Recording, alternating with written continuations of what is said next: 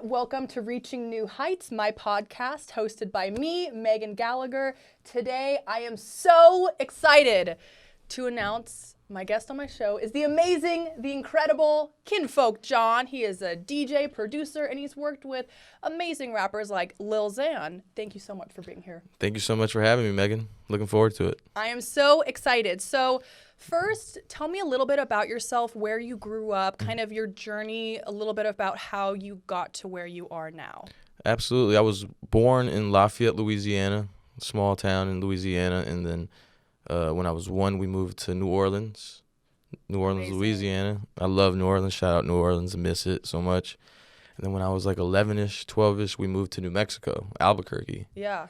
And that was pretty crazy. It's a really rough town. It's a really wild city. And circumstances led me to move to Taos, New Mexico, which is northern New Mexico near Colorado. And I lived there till I was like 20, and then I made the move to LA. Wow. Yeah. First of all, that's funny. I'm from Lafayette, California, so that's kind of funny, the parallel world. That's crazy. That's NorCal, right? Yes, NorCal. Good old Lafayette. So when you were growing up, were you always interested in music, writing, creative, or did you have a class in your elementary school, middle school, or a teacher? Did you have a moment where you're like, this is my passion, or was it you grew up in a family where everyone played an instrument, people sang?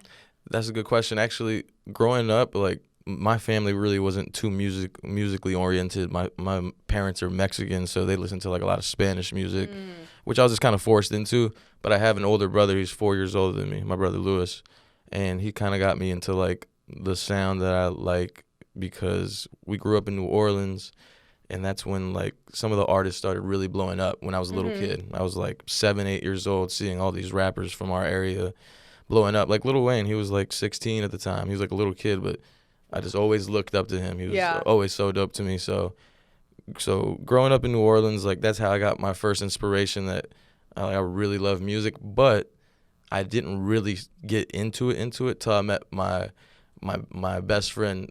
His name's Gabe Miller. Oh, cool. We met in Taos, New Mexico, like in the middle of 7th grade when I moved out there.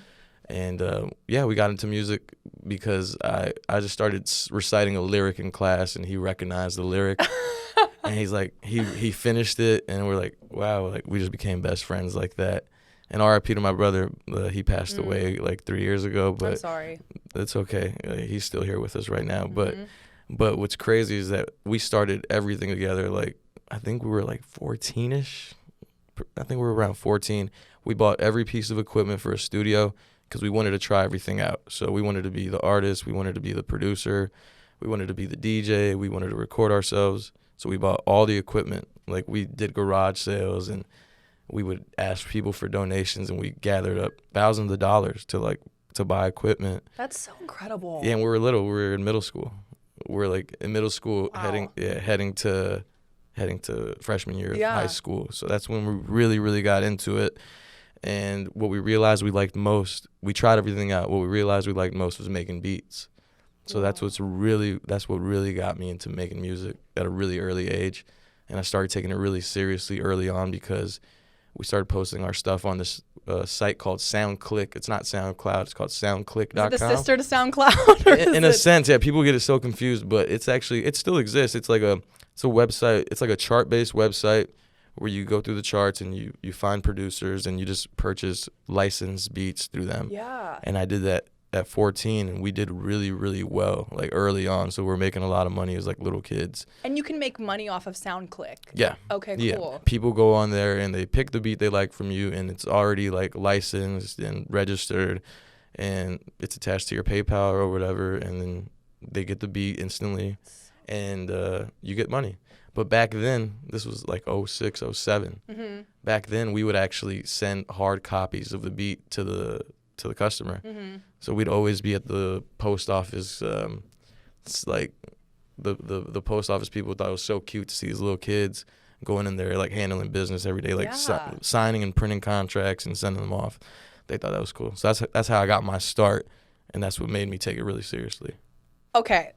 That is one of the most inspiring stories I've genuinely ever heard, because it's so unique. And I mean, sometimes, you know, everyone has a different journey on how they get to where they are, but I love that kind of just, you know, it's just like, it's just real life, you know, it's anyone can do anything. And it just shows people you don't need, you know, XYZ. And I think people can get caught up in that. Absolutely. Oh, well, I wasn't born into this family and I don't have this amount of money. So then it's my dreams. It's not possible. I get that from a lot of like friends and supporters. They'll hit me up for advice, but the first thing they'll tell me is like, well, I don't have like, I'm not financially stable enough to pursue a career in music or acting and all this. But I didn't come from a well-off family either. I didn't have a computer.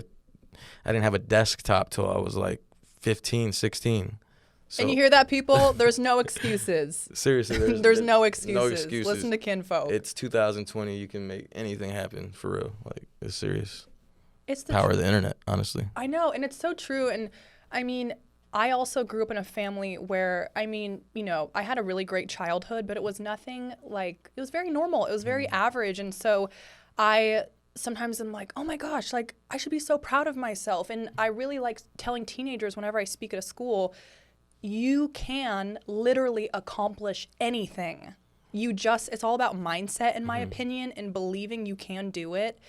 And just, it will happen. But I feel that people can get caught up in the little things of like, well, I don't have that connection. I don't know that person. How is it going to happen? But I just enjoy the ride. I mean, absolutely. That's the first step. When people ask me like, how'd you get into it? How do you pursue something like that?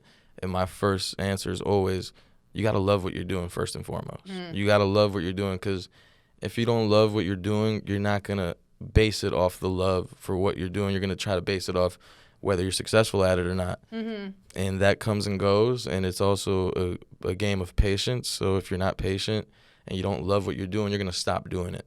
And that's why we see so many people come and go, like from LA. Like living in LA, you see friends come and go, like stay here for half a year and move on. I think a lot of people just can't handle it, or they just get overwhelmed and they're like, no, nothing's happened. I'm like, dude, I've been here for 5 years and I'm just getting going. Absolutely. No, that's honestly, that's when the ball started rolling for me a lot too, like about 5 years in. So, yeah. Yeah. Kudos to you. I mean, I just love having these kind of conversations because they're so inspiring and they're so insightful. And it's just, cheers to people following their dreams. Absolutely. So when you were growing up, like high school time, what were you like in high school? Like as a teenager, were you just describe Kinfolk circa 2008?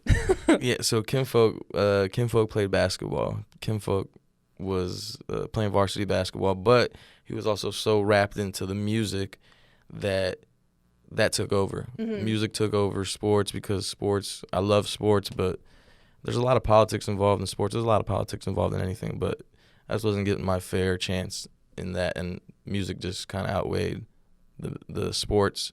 So I spent a lot of time making music. You would catch me in the computer labs logging in to SoundClick and getting plays off of each computer.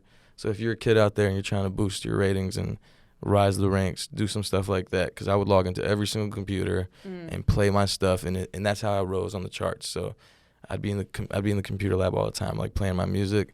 And I was also like, I'm not gonna lie, like I partied a lot as a kid. Like I spent a lot of time partying from the age of like 15 to 18, because me and Gabe, like we always had his mom's condo because she lived in Vegas as well. So we had the party house. So we spent a lot of time doing that too. That's so. You should write a book. Have you written a book? Nah, not yet. You should write a book about your life, and it could be like a coffee table memoir, and it's just an autobiography. I would love that. I'm into it. I'm going to do that sooner than later. I think so many people just, people in the typical corporate 9-to-5s or anything, and there's nothing wrong with that's not my point, but I think people are so fascinated by artistic, creative in their lives and just how they came to be and their journey, and it's just so cool. But that reminds me, when I was in high school, I was quite the opposite. I personally was so awkward. I wore neck gear at nighttime, like full braces. I had a mullet haircut. Freshman year of high school, not cute. I was awkward. Had horrible anxiety. I was just weird, body image issues, all that stuff. And I my hometown and the high school I went to, it was just very like academic, kind of like a bubble. And I didn't really grow up in a town that was creative and like a city and urban and open-minded, but I just can't express how influential it's been for me to live in LA now that I'm just, all these creative juices are flowing, and I'm like, oh, I wish this was around when I was younger. No, like, I feel that. I have a lot of friends that grew up in a similar situation as you. My advantage was that I was really inspired as a kid growing up in Taos because it's like an art-driven community, actually. It's not a big community. It's about like 5,000 people population, but it's the art mecca of the Southwest of the United States. So like there's plenty of art galleries, like crazy like exhibits and like stuff going on over there. So like people travel a lot to Taos to like check stuff out like that. And a lot of my friends, their parents made a living off of painting. So I had all these friends who like had these nice ass houses. Excuse my language. If you guys, sorry. A really nice house and all these paintings up on the wall, and like, yeah, my dad's trying to sell that for so and so. It's like, wow, you can really make a living off of your creativity. Yeah. And I'm not a painter, but that inspired me a lot. So that kept me going. And it's like just, I feel like for me, the way I connect to my creativity is just channeling not my inner child, but just not losing that like fun, kind of playful energy and not dimming my imagination or my light down, because even though I am an adult and I am 24, I still, have to tap into that, just like, let's write a new book, let's blog, let's go speak, and just channel that, like that good stuff. And it's just important for me to remember, to not shut it down and not be like, oh, Megan, we're an adult, so we have to be blah, blah, blah. That's what keeps us going. Being creative is like therapy in a sense. If you think about it.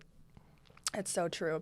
And yeah, I mean, it's just been, I have just like looked at what you've done in your social media pages, and it's just so inspiring to look at, and it's so creative. And when you were growing up, did you have someone that you looked up to, a rapper, a singer, a songwriter, anyone, or just an iconic person that you were like, this is my main inspiration? You had posters of them in your room. I know for me, it was Kid Cudi, it was Tupac. Oh, that's amazing.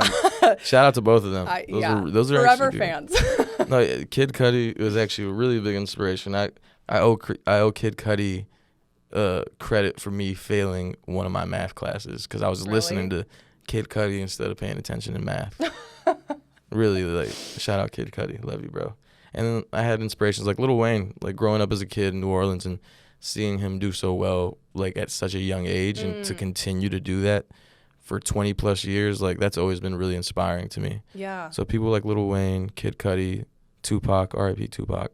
And then there's this producer named Manny Fresh from New Orleans, where I grew up from. And he was kind of like the creator of that sound and like a big focal point as to why all those artists from New Orleans did really, really well. Yeah. So I was really inspired by that, and just like entrepreneurs too, just like athletes as well, like R.I.P. Kobe. Kobe was a rival to the team that I loved, but I always admired how good he was. Always admired him. And now that he passed, like even stuff like that inspires me to this day. Like I'll go back and watch Kobe interviews right now for inspiration. It's been inspiring these past couple weeks.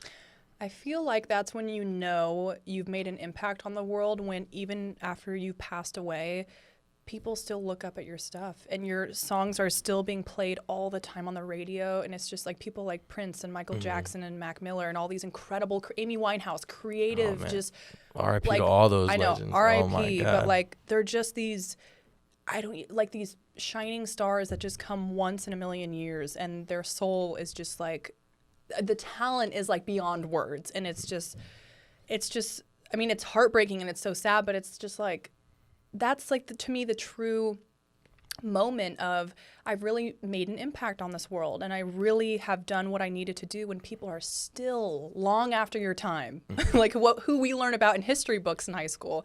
That's like circa 14 BC, you know. Yeah. Well, legends are forever. Like if you made an impact on people, you're forever. Like I feel like all of us have traits of even people that we haven't met. Like if we're inspired by somebody, we carry their energy. and we have similar traits to them. Like my friend Gabe who passed, like I see him in a lot of like the people that he was close to. Yeah. And just stuff like that. So I feel like people who have a big impact that pass, it's beautiful because they're still around in a sense by the way we carry on their legacy and stuff like that. So true. Did you go to college? I went to the University of New Mexico Taos for a little bit right after high school, and I think I did like 3 semesters there, just like some general ed stuff.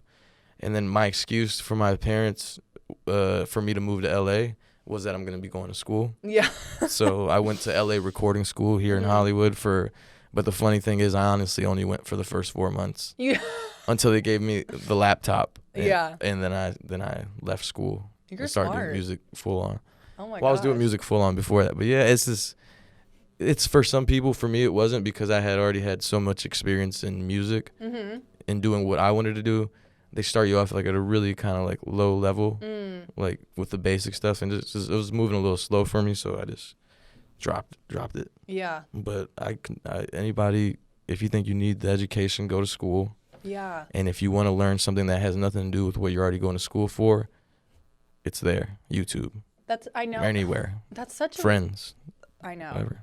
That's such a interesting debate, because I mean, me and my sister both were super free-spirited. She, does skincare and facials, and she got her license, but she never went to esthetician school. And then me, I did like 1 year of community college at Santa Monica City College, hated it, dropped out.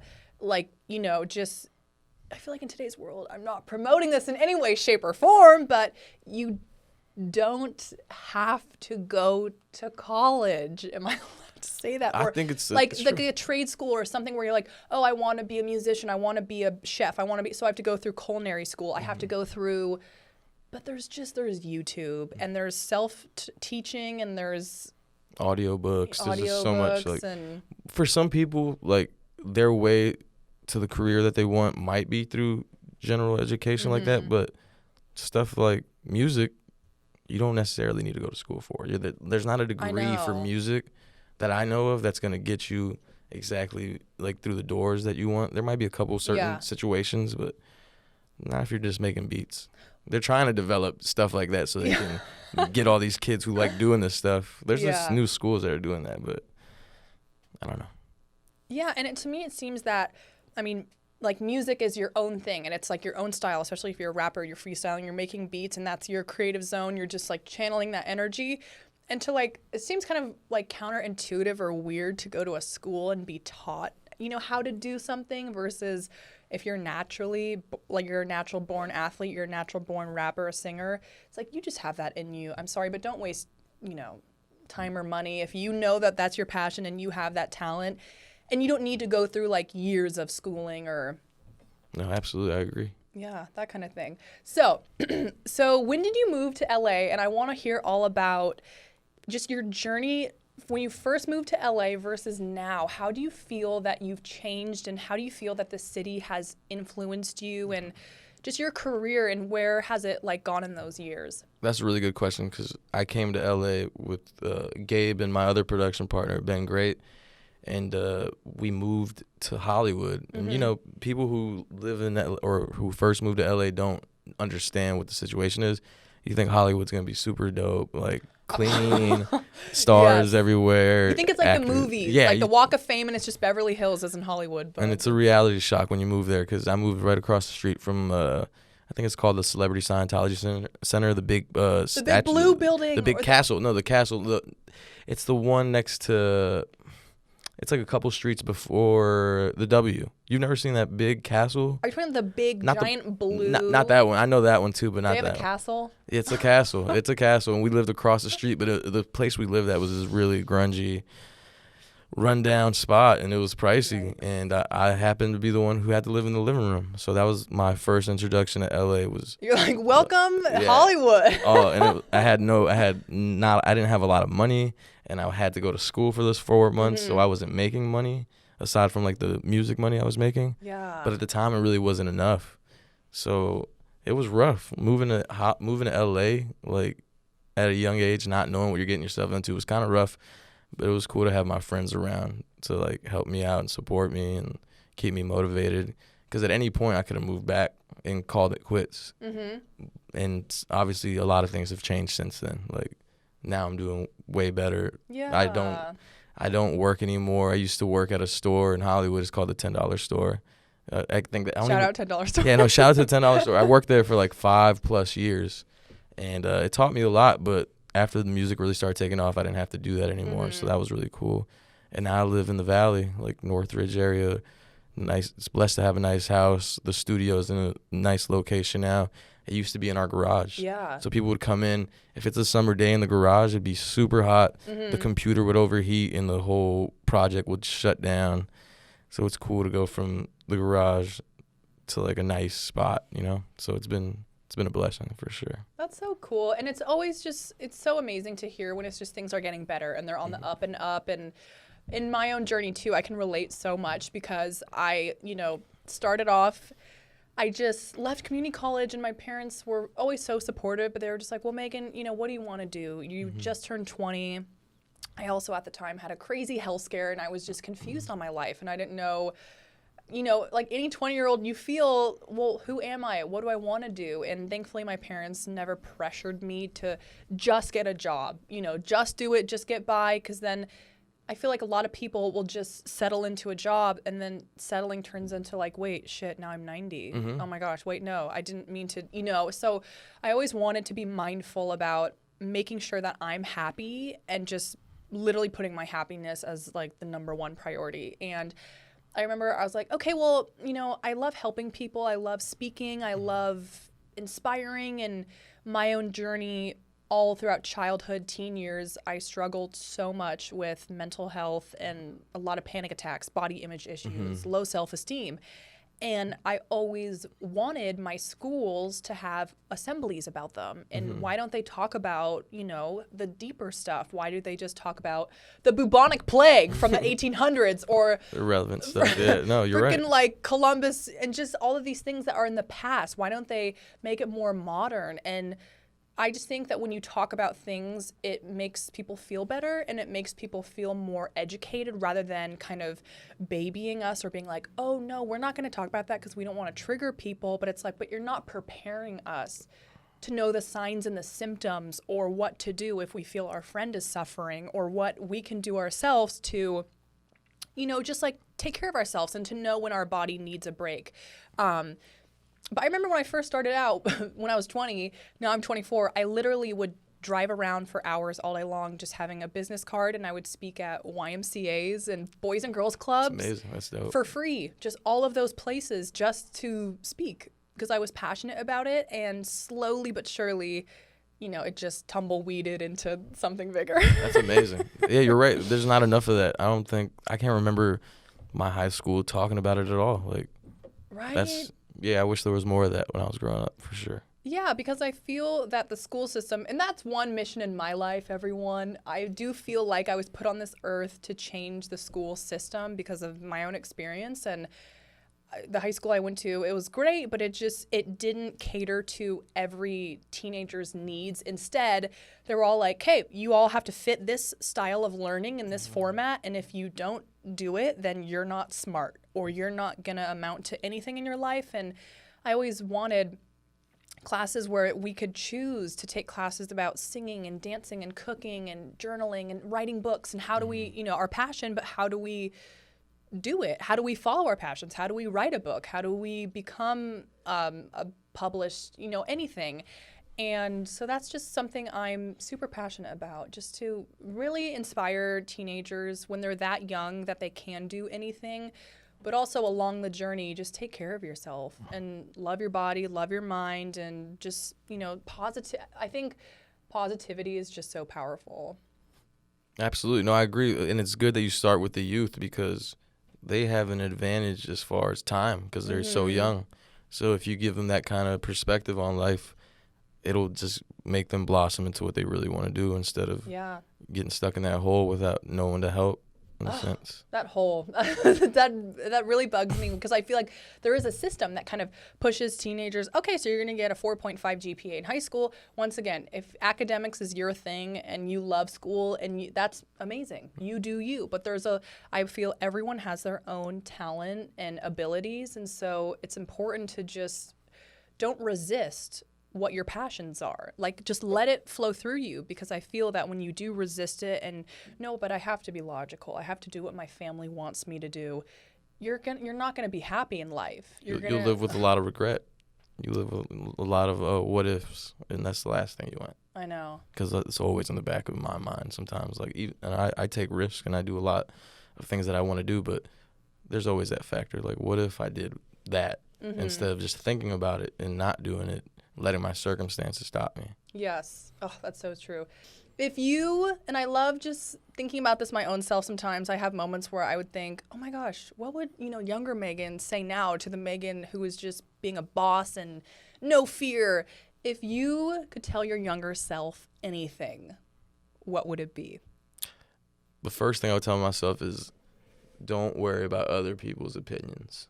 Do not. Because I feel like as a kid, you reflect on that a lot. You think about, oh, what are they going to think if I'm doing this? Or if I do this the wrong way, are people going to make fun of me?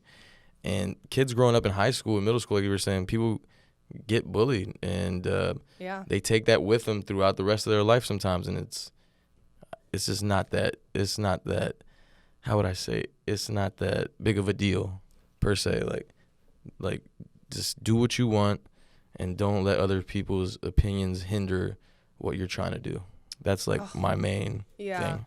That is such good advice, because when I was a teenager, I mean, I personally was bullied a lot, and people would say, oh my gosh, Megan, your forehead is so big, you could land a plane on it. And I would literally run to the bathroom and just like cry. And because I was so humiliated and shocked, because no one in my family had, like, I've never been talked that way before. And I just remember so many experiences.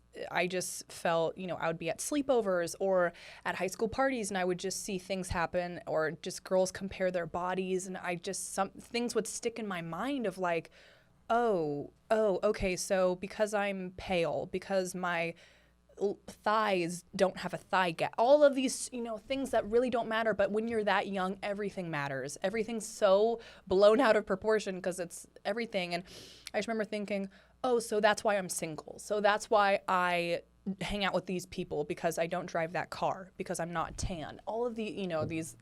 It's amplified when you're young. So if anyone that's young listening, like, just stop thinking about other people's opinions, because there's a reason they're lashing out and being so mean to you, because they're going through their own troubles. So you can't really take what they're saying seriously. Take it with a grain of salt.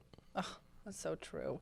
And have you personally ever struggled, or just like, what has helped you reach new heights? Like, was there a catalyst, a moment, a person, something that just kind of pushed you, or was it your own struggle that inspired you to go further, or to like just do more or seek more? Yeah, so just growing up, like, not so well off. Like, my family wasn't so well off because my parents are from Mexico, so they came out here with nothing, and it's just us. So I just always had a mentality like, do it yourself and get it done. So when I started doing music and taking it really seriously as a kid, like, a lot of little kids don't dream that big. So they're like, what are you doing? Like, why do you think you can be successful at this?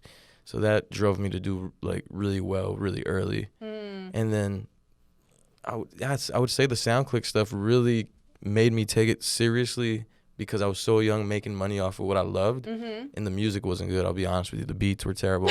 I would never let none of y'all listen to those beats. I want to hear them right now. They're actually we still have that website up, and it's like these beats from like 10, 12 years ago. Do you ever just listen to it and you're like, Kinfolk, if only you knew? And I thought they were the best beats in the world at the time. I was like, oh, I'm dope. I'm doing really well. No, I look back and they were bad, but I was having a great time. And that just led me to be really serious about it. Like, from that point, I was like, I can make a living, a career off of what I love. So I feel like that was the first catalyst. And then I did all this with my friends. Like Gabe was like my best friend, and we were like production partners. We do everything together. Then we had Ben come in because Gabe went to school with him in Florida, and then we all moved out here together. And then Gabe passed like almost, I would say, like 3.5 years ago. Gabe passed, so that was big. That was big for me too, as far as like just staying inspired and doing it for him, carrying on his legacy, knowing what he would want me to do, knowing what he would want to do. And I think he's really happy with what we've been doing. Of course. And we're just carrying on his legacy. So I feel like that was a big catalyst too. And just and then another thing, when I was working at the store in Hollywood, I spent so much time there. And I would see all my friends, because all my friends are like music based, and they would just be doing their thing, like living their dream, whether they were like financially stable or just making great money off the music. They didn't have like a 9 to 5 like I did. And it wasn't a 9 to 5. Sometimes it'd be like, it was, what was it? Like a 9 to 2. Yeah. It was 9 to 2. But anyway, I did that for 5 years straight. But one of my big breaking points was going to work and then coming home and having a session every day, nonstop, maybe 2-3 sessions a day, nonstop. Wow. And that, I feel like that was like 2016ish, 2015, 2016. I was putting in so much work nonstop, going to work, and then coming home and doing these sessions. And through those sessions, I developed a lot of big relationships with artists that are doing really great. And that's how we discovered Lil Xan. And that was a big breaking point for us, because once he blew up, like, all the things that I had been working so hard for, like, started not paying off, because they always pay off, but just started to get really serious. And I owe it a lot to me just putting my head down and working my tail off, and just taking those sessions, because a lot of these times, like, a lot of people say no to some artists that you don't want to work with, but I just said yes to everybody and just kept that mentality. That's smart. And I feel like that's a key takeaway from this episode is you said yes to everyone. And you didn't let like your ego get in the way. Like, you just genuinely, you're passionate.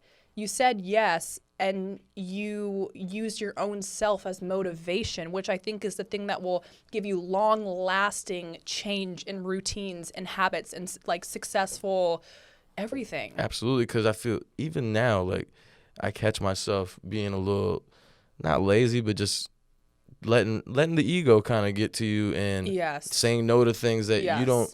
But the thing is, when you're doing this music stuff or anything, like when you're developing the network with people, you don't want to say no or be rude to the wrong person, because that person might be on the come up, and a year from now they might be the biggest thing in the world, and you just treated them like a jerk and they don't mess with you anymore, or you didn't do that session and you don't have that relationship with them when you had the opportunity. Isn't that the truth? Especially in LA. In LA, it's like, God. I know. I just walked down the street like, like, hi, I'm just nice to everyone. Not out of, with that mindset of like, you never know who they know. But I also just genuinely like you never know when your time is going to happen. And it's just, I want a reputation of I'm kind. People enjoy working with me.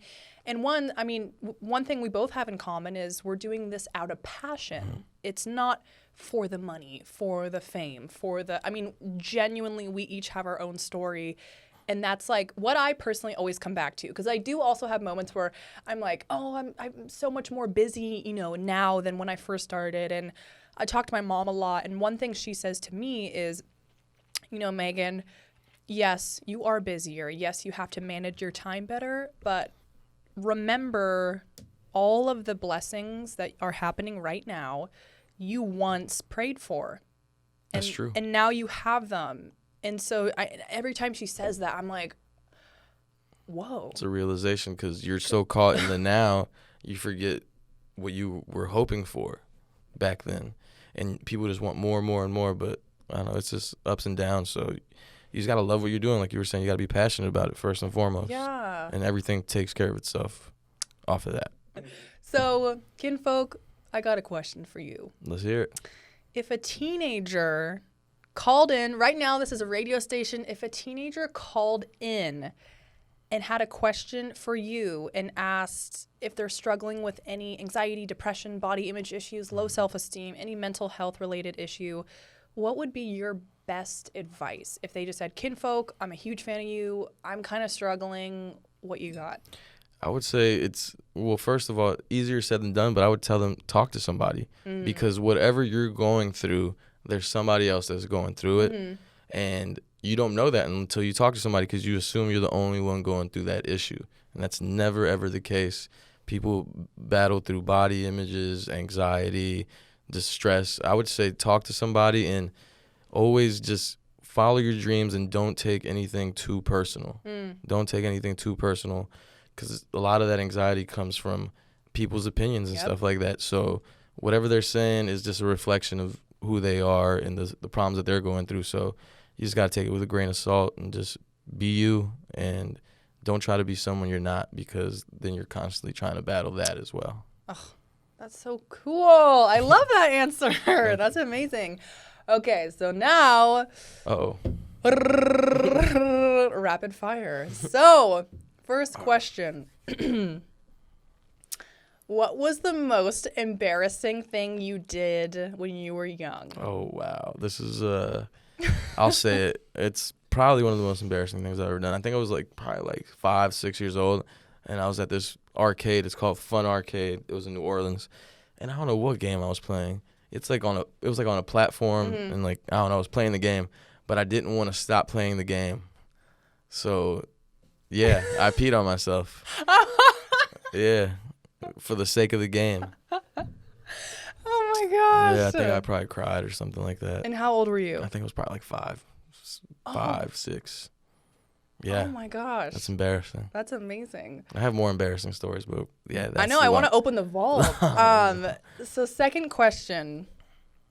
If you could be any potato chip, what would you be? I like that question. I would be a New Orleans-based potato chip.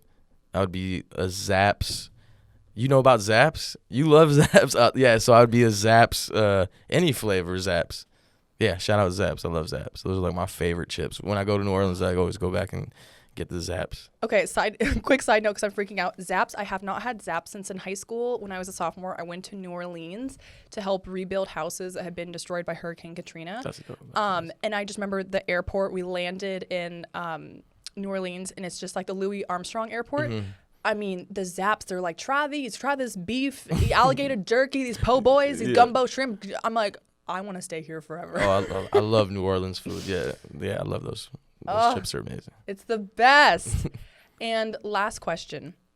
Have you ever personally dealt with any type of anxiety or depression or anything? And how did you personally get out of that cycle? Or how did you kind of see the light was there a moment in your life where you felt like, this is the end. I don't know how, what's going to happen. I just feel kind of stuck and trapped. And what made you just switch your mindset or start thinking more positively? That's a good question. I think we all develop anxiety, especially as kids. Our emotions are up and down. Like during puberty, the emotions are riding high. So in high school, I had a lot of anxiety. I feel like I dealt with it by drinking and partying a lot. So that's not the right way. That's the first thing I'm gonna say. Don't deal with your anxiety and depression by resorting to a pill or alcohol or drugs. And so I feel like time kind of heals depression and anxiety if you let it. But if you dwell on it, it's gonna get worse and worse and worse. But I feel like the most anxiety and depression I've ever had is when my friend Gabe passed away, because he was a really big part of my whole life, from the music to just being a really good friend of mine, being just a good friend. So when he passed, it was really tragic. He passed away in the studio. He was making beats, so it was beautiful though, because he passed away doing what he loved, and that was just a really hard moment in my life because I didn't know what to do. I'm like this is crazy. This is my best friend who we did everything together. We followed our dreams together. If it wasn't for him, I wouldn't have moved to LA, and I just didn't know how I was gonna get out of that. And my friends would tell me it's gonna be okay. Things are gonna come around and it's gonna work out. Yeah. And it literally did. Less than a year later, we went off. We did well, and I feel like you just gotta let time do its thing and follow your dreams, and things happen, and we don't have the answers for them. So just let time heal and just keep your head up, because things will get better. It sounds corny, but things do get better with time. You're so right. And just having people to talk to, like my friend Nico, he gave me a call, I think the day after Gabe passed, and he had a similar situation where friends or family passed, and just gave me really inspiring, encouraging words, and it just put into perspective that I'm not the only one going through this. No. This happens to everybody every day. We lose friends all the time. I just lost another best friend, another really good friend, I would say 6 days ago. I am so sorry. My friend for your Diego, loss. he passed away 6 days ago, and same thing, just get together with people who have the same problems, and they'll let you know that it's going to be okay. Yeah. For real. So beautifully said. That's incredible, Jon. Thank you so much for coming on my podcast. Thank you guys for having me. It's been an absolute honor talking with you, and thank you for being so open and so vulnerable and sharing your wisdom, your knowledge, your advice, your talent with everyone watching. And I'm so excited for your fans and my fans to just take away these good, nuggets of wisdom that everyone can implement into their real life. And it doesn't matter who you are or where you come, you can literally achieve anything. Absolutely. And I love the whole idea of the podcast, and thank you for having me. I feel like people can get a lot out of this, when you ask these kind of questions. So, and it was good for me too. It was very therapeutic. It's like a little therapy session. Love it. Thank you all so much for tuning in today, reaching new heights with Kinfolk Jon. I am Megan Gallagher, and you can find me at Megan W. Gallagher on Instagram, Facebook, YouTube, all that good stuff. And Kinfolk, where can the viewers find you? Viewers, you can find me on all social medias at Kinfolk Jon, KINFOLKJON. I have a lot of cool stuff dropping this year. Me and Xan are going to continue dropping new music, and I'm dropping my solo project later this year. And the new single will probably be dropping at the beginning of March around my birthday. Amazing. And everyone be sure to subscribe and like and tell your friends and just spread positivity. And always reach new heights. You dig.